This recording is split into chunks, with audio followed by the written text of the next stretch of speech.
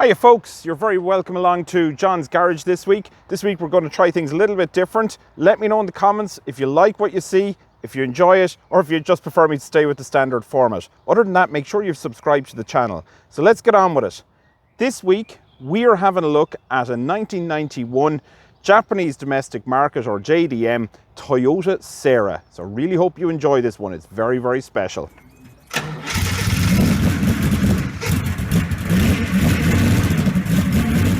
Okay folks, so let's start off with the most impressive feature of the Toyota Sera. That's its doors, okay? You can see that these are what's known as butterfly doors or gullwing doors or top opening doors, or whatever way you want to express it.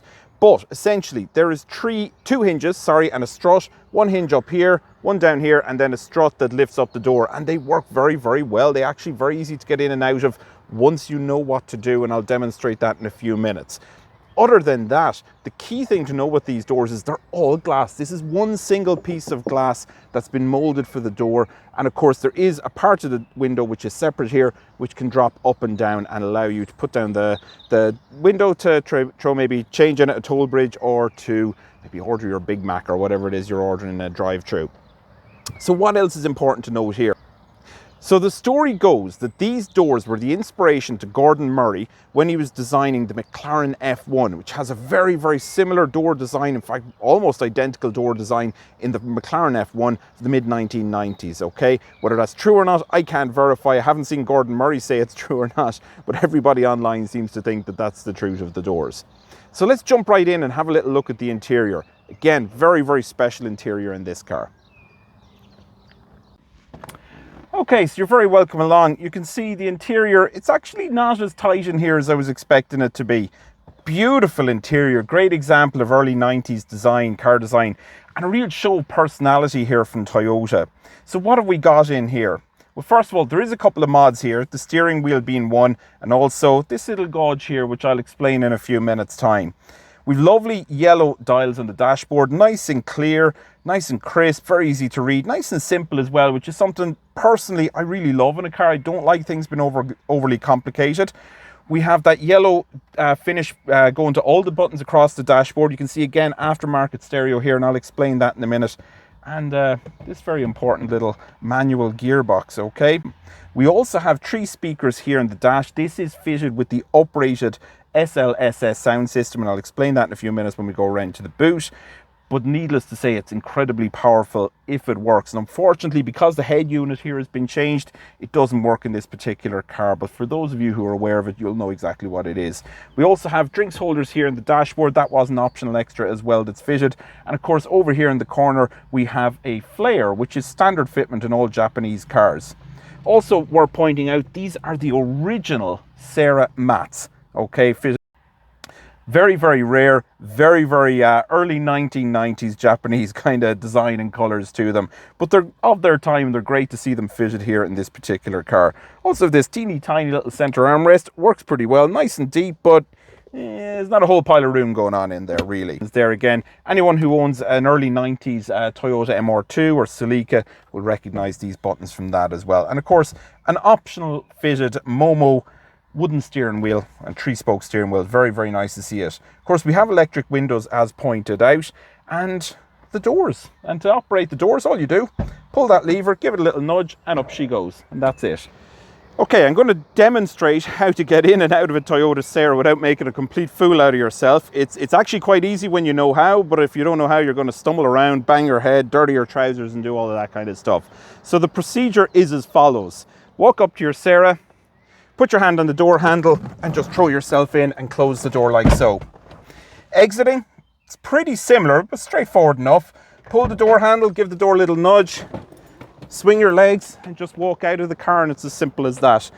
But as I say, if you don't do it right, you're going to look like an idiot. So that's how you enter and exit the Sera.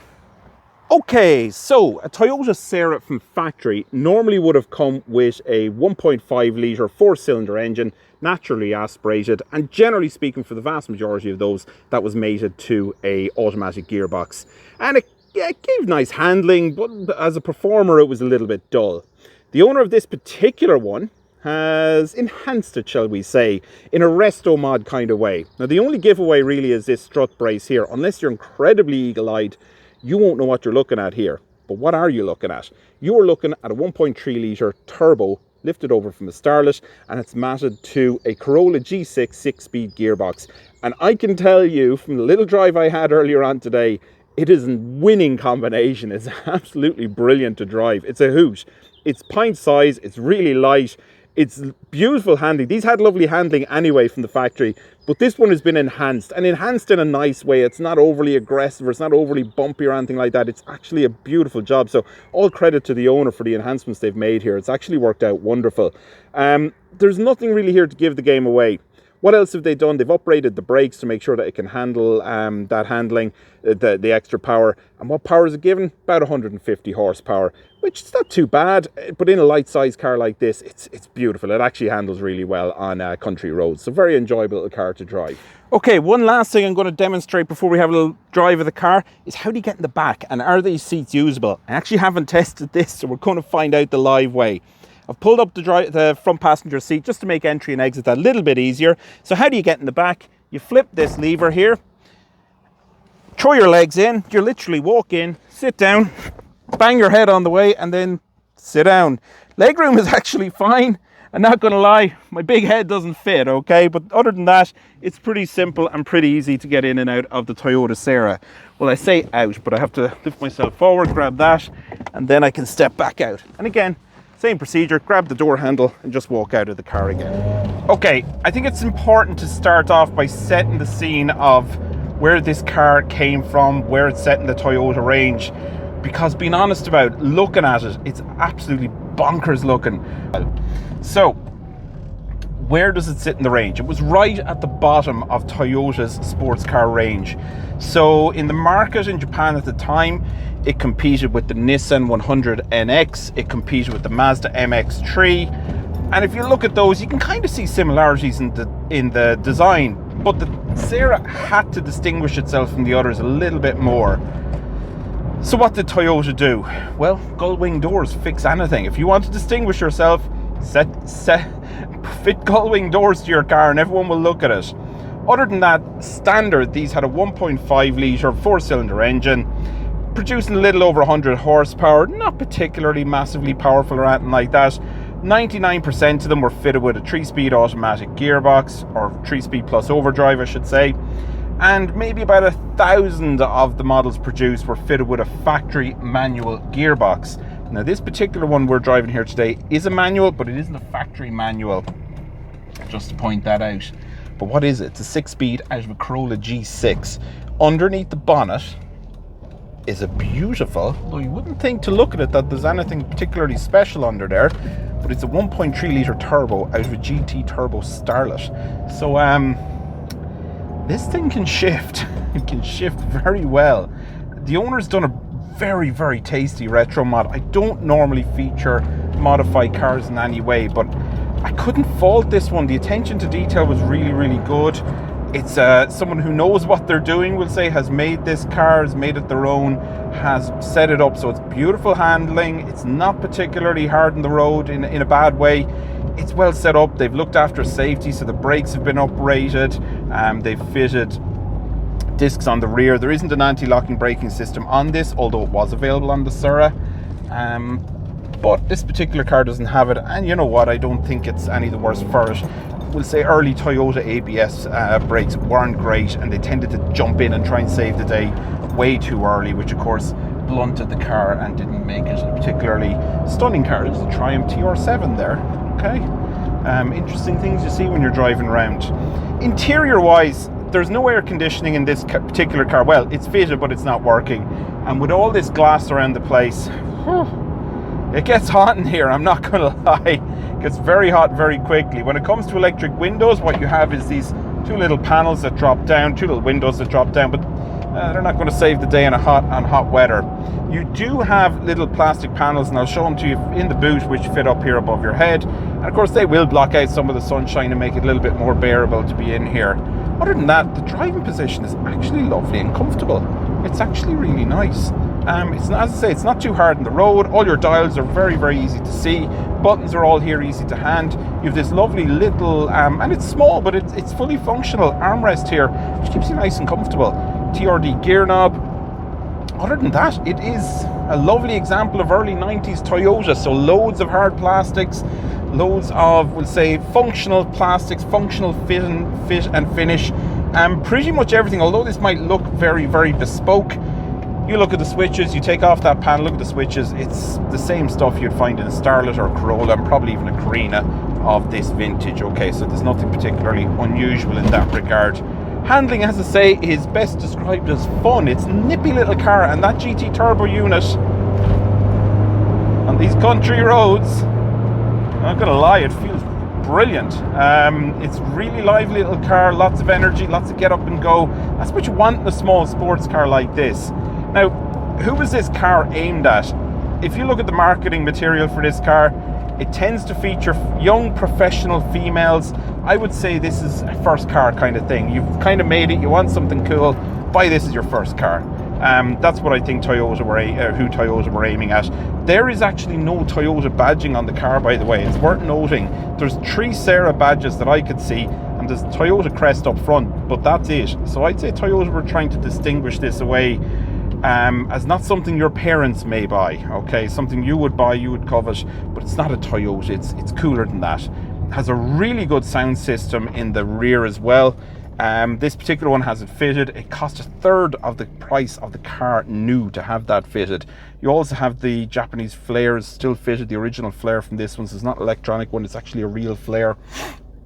And other than that, just stopping in for a moment just to let this tractor go by. He's doing his work. It's a hard day on the bank holiday Monday here, so we'll let him do it. It's also going to be a bin lorry up the road, so I might have to stop again, but we'll see. We might get past the guys up here.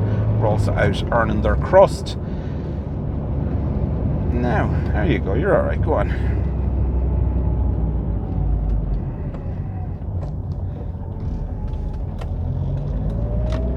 Thanks, guys. No worries. So you can let rip on the car, and by God it goes. But we'll leave enough of that. We don't want to do any damage or anything like that. But yeah, it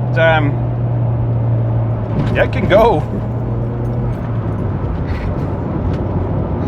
It's actually a really fun car to drive. It's really cool with all the stuff going over your head.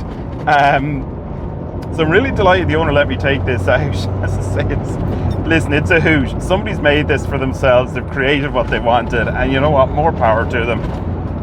It's a really fun little car. It is actually genuinely a fun little car. Headlight wise, these do have a reputation of having poor lights at night. The correct original factory fog lights, yellow fog lights, are fitted. They wouldn't have been standard, it would have been an optional extra on the car when new.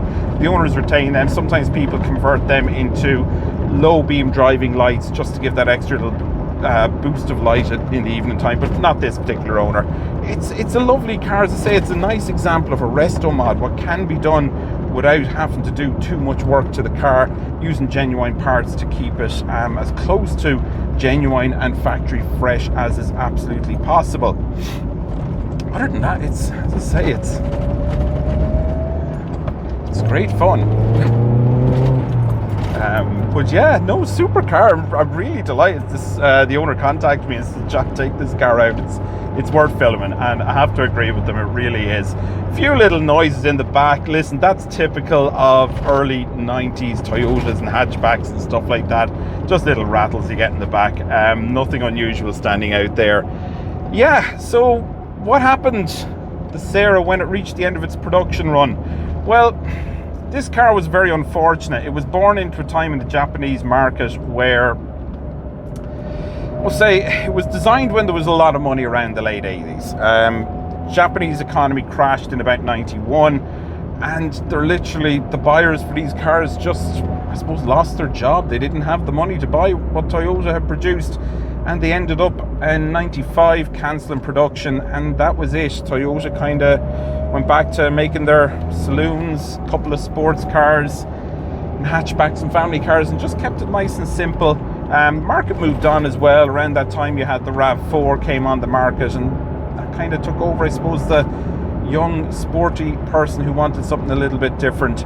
and unfortunately it never got replaced. But it's amazing how you can just take what are essentially bland underpinnings. There's nothing particularly special in a normal one of these. Just make it look amazing. Like, it really stands out. It's just incredible. And I suppose what the owner has done to this is they've really put the sparkle on it into what Toyota could have done with these cars. And to be honest, I'm going to say should have done. Had they done this, made this car, these would have been legendary, because it really can shift. It can really, really shift very well. So listen, thank you all very much for joining us in John's Garage this week. Really hope you enjoyed this. Don't forget, if you haven't already subscribed, please subscribe to the channel. I really need you to subscribe, and we'll build up this channel. Again, we're just trying to give the Irish motoring perspective, especially when it comes to classic cars, sports cars, specialty cars, all that kind of stuff. And yeah, it's fun. I'm delighted the owner reached out and offered to have their car featured. So with that, enjoy your day. See you later, folks. Bye bye.